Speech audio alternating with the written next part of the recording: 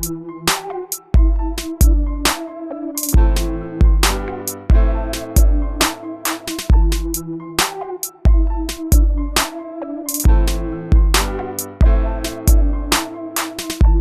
Projan Media TV kugamba bugambi yonna gy'osinziira tukwebaza okubanga ku mukutu kwoli. Omwami amanyiddwa nga Bobi Wine oba muyite Honorable Kyagulanyi kyaddaaki avuddeyo n'awandiika ebbaluwa ng'alumiriza Museveni okubanga ayisizza bubi bannayuganda era ng'eno ebbaluwa agiwandiise ng'agidirectinga eri omukungu oba bossi wa UN amanyiddwa nga Antonio Guterres. Bobi Wine ng'ayambibwako Dr. Kizza Besigye ne Norbert Mao kw'otadde ne Asuman Basalirwa bawandiise ebbaluwa eno nga beemulugunya engeri gye bayisaamu abantu mu mbeera ya lockdown. Bobi Wine agamba nti bakuba munnaabwe amanyiddwa nga Zaake olw'ensonga nti yali adistributinga emmere eri abaavu, ekintu ekyamukubya emiggo kata gimutte. Bobi Wine n'ayogera n'awandiika mu bbaluwa eno n'agamba nti ffe twagezaako okudistributinga eri task force naye task force erabika erimu enguzi ate ebintu byayo babiteekamu politics.